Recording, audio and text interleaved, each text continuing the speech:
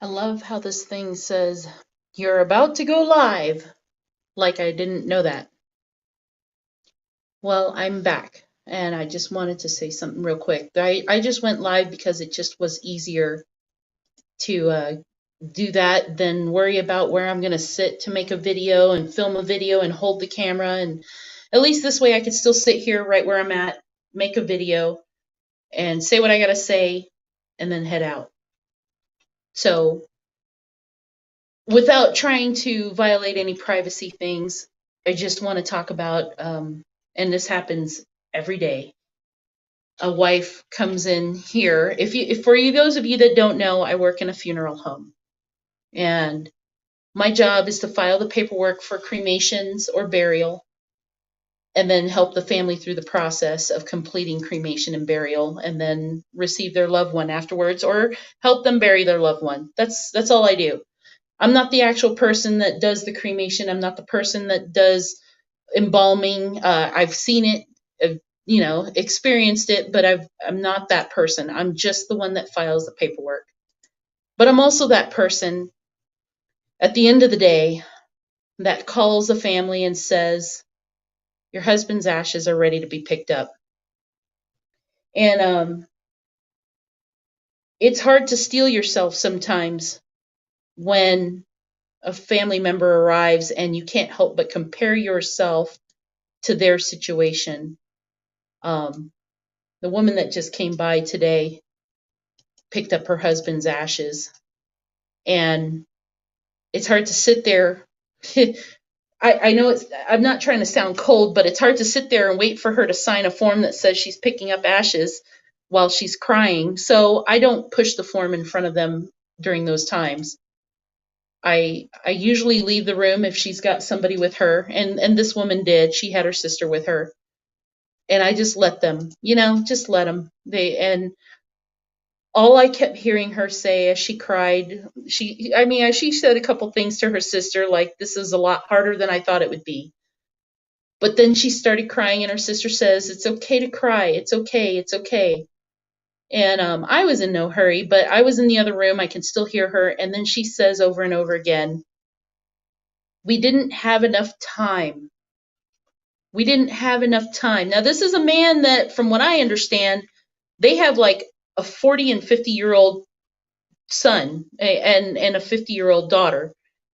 They've been together a long time, at least 50 years.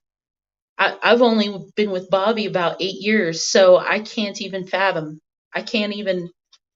I can't fathom the ones that lose children because I still have my son. Parents, I can understand. Losing dad was something, but a husband and to sit there clutching. Now remember, it is what it is.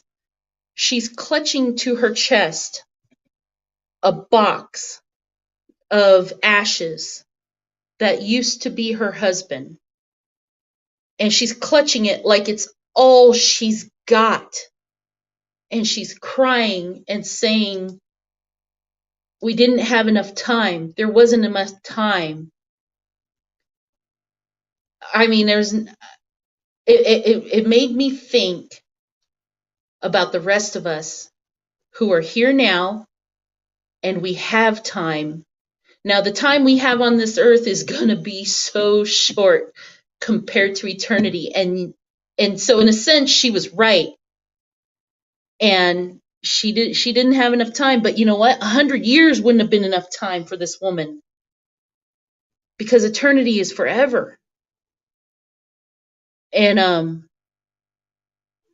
Clutch and Chris, I just noticed you guys are chatting. Sorry guys, didn't see you standing there.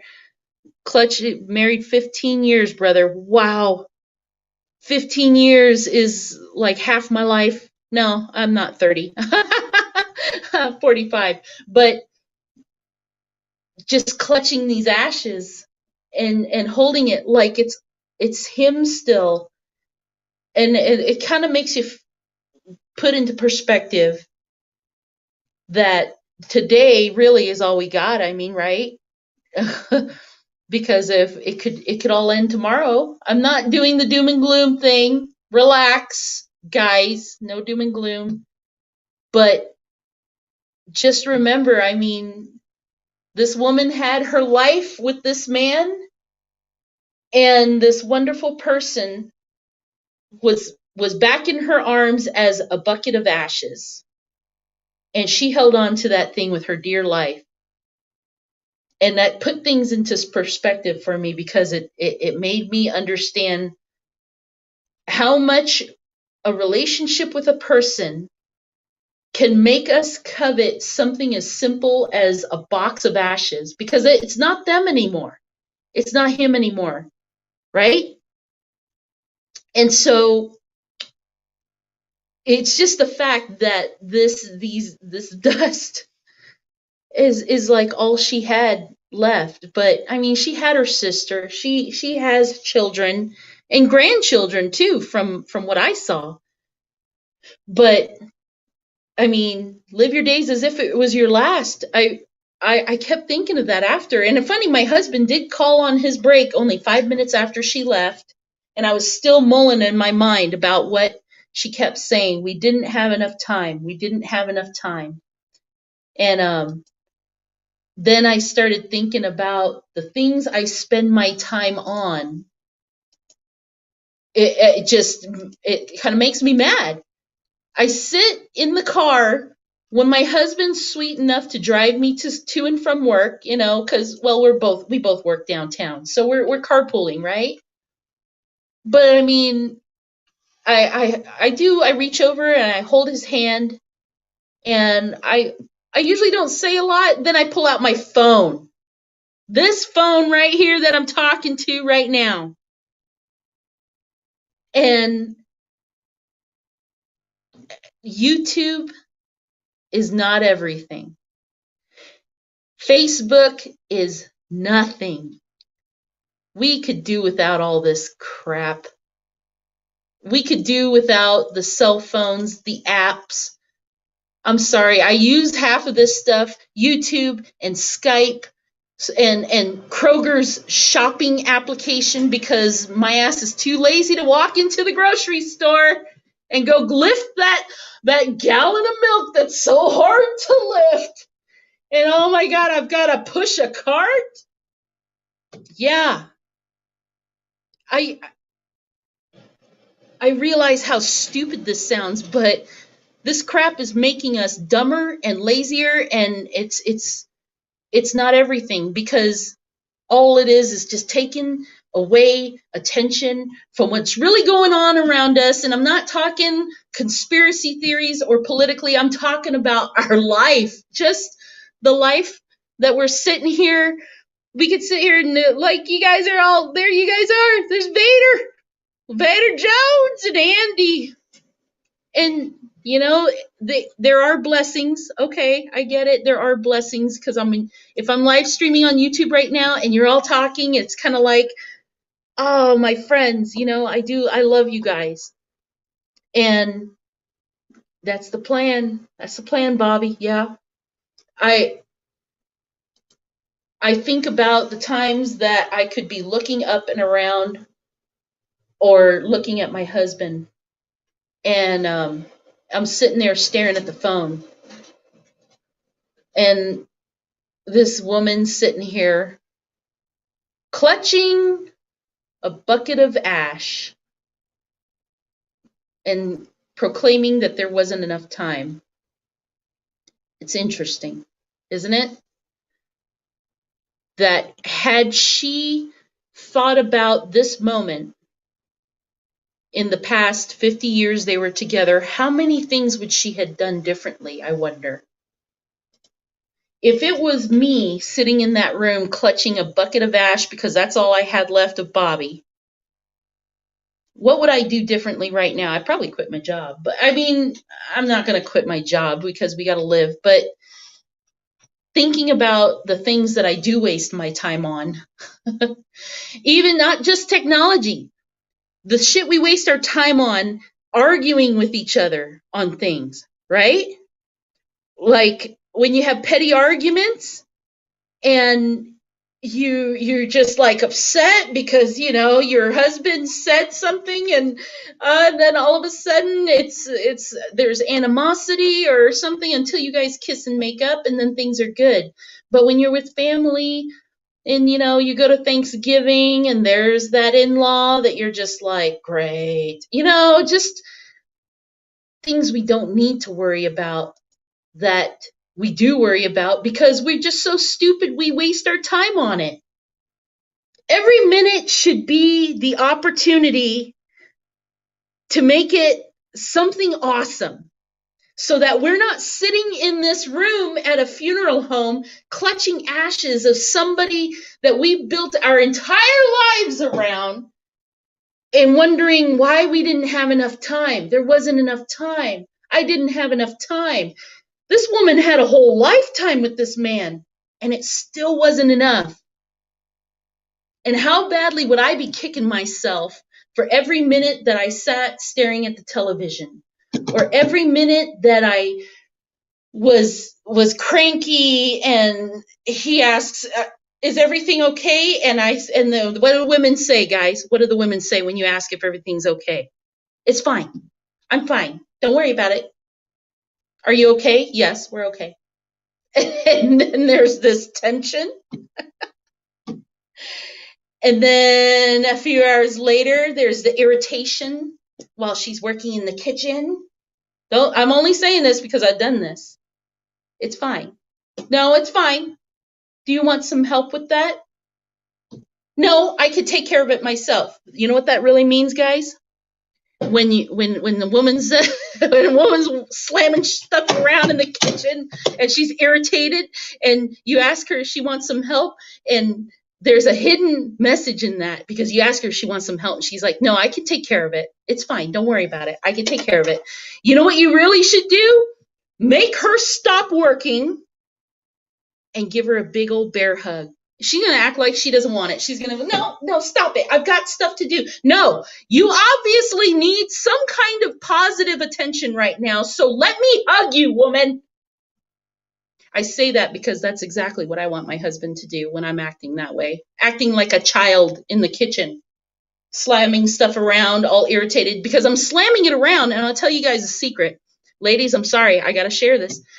When I'm acting irritated, it's because I want him to know I'm irritated. And I want him to come over and I want him to hug me and just tell me, whatever it is, baby, it's okay. And I love you. You don't have to be irritated. And then, oh my God, melt my heart with his beautiful brown eyes and just, okay, I was irritated because you asked me if I was okay. And that's usually the reason. That is usually the reason I'm upset. Because really, I have no idea by that time why I'm upset. And I just wasted half the day being upset over something I don't remember. That's how it goes. And it all adds up in the end when I'm watching somebody else hold the ashes of her husband, proclaiming over and over again that there was not enough time. They did not have enough time. They lived their whole lives together, and it wasn't enough. So how in the world am I going to justify all the time I wasted being silly about things? Not just with my husband, with family. I mean, I have family that I don't talk to at all just because it's such a chore. But I guess in a way, it's a chore for them to talk to me too, because I make it hard. I am a pain in the ass. And I wouldn't want to deal with me either sometimes. Jeez. Especially if I've got a little, attitude because I had to show up for Thanksgiving, and oh, there's the cousin that made a comment about my blue shirt last year. Last year! Let me tell you all about the queen of remembering bad things real quick, and then I've got to get back to work. But my mother, and I don't mean this in a bad way, I'm not talking crap about mom, but my mother, bless her heart, She can remember the date, the place, the color of the rug, and the exact time, and how the cat was looking at her the moment you said something wrong. And she would always describe in detail the stuff that you look to the side because you could not look me in the eye, and then you said, Mom, I don't care. And then that's when you don't care. And then you tell me you don't love me no more. And I was like, wait, what? When did that happen? And she would know. She would know too. She was like, it was the 3 days after you start driving. I'm like, whoa. I don't even remember when I started driving. When was that? It doesn't fail. When something bad happens, we take mental note to the T, to the exact T. But anytime something good happens, how do we describe it? There was this time, I think it was in spring, must have been April. We went to Tahoe. No, it couldn't have been April because it was so cold out. No, it had to have been December. Anyways, we ate pizza and it was really good. Those are the kind of things we just tend to just forget.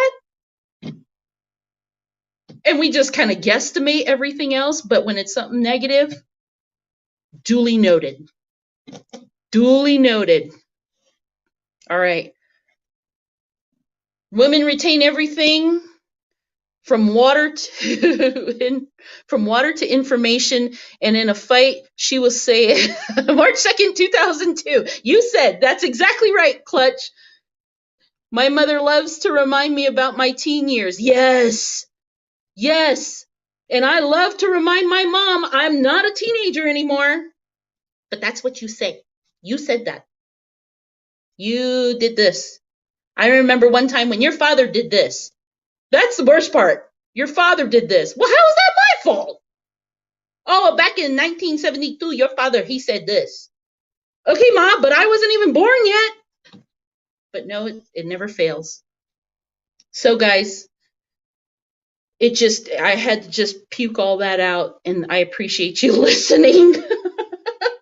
Because for the effect that it had on me to stand in the hallway, I was trying to give her space, and her sister was there with her while she cried and held on to those ashes so tight. I started thinking about, what the hell am I doing with the time that I've got? And she's in there talking about not enough time. We didn't have enough time. And I'm here still. I have a husband and I have a son. The blessings that we count because we still have certain people. That's the time we've got. And that's a gift. And I know that some of us are just done with this place and we're ready to go. But while we're here, you've got this time. You better use it. And so you guys who came and joined me for my rant, I love it. And Faith is here. Sheila, I love you, Sheila. And Vader Jones, you made it, Vader. It's not like you don't have my text number. So I love you guys. I'm going to go ahead and end it because I should get back to work. I haven't got enough time to do this paperwork. But once we're done and clocked out, we're going to go home. We're going to have a great dinner. And I'm just going to tell Bobby and Sam, young Crota Hunter and the Cold Springs King, how much I love them. And they're going to think it's weird. And I don't care. Because I think they deserve to be told. And you guys deserve to be told that I appreciate y'all being in my life too. All right. Love you guys. Love each other. Faith, I'm just going to let you type it out, okay? Okay. Bye.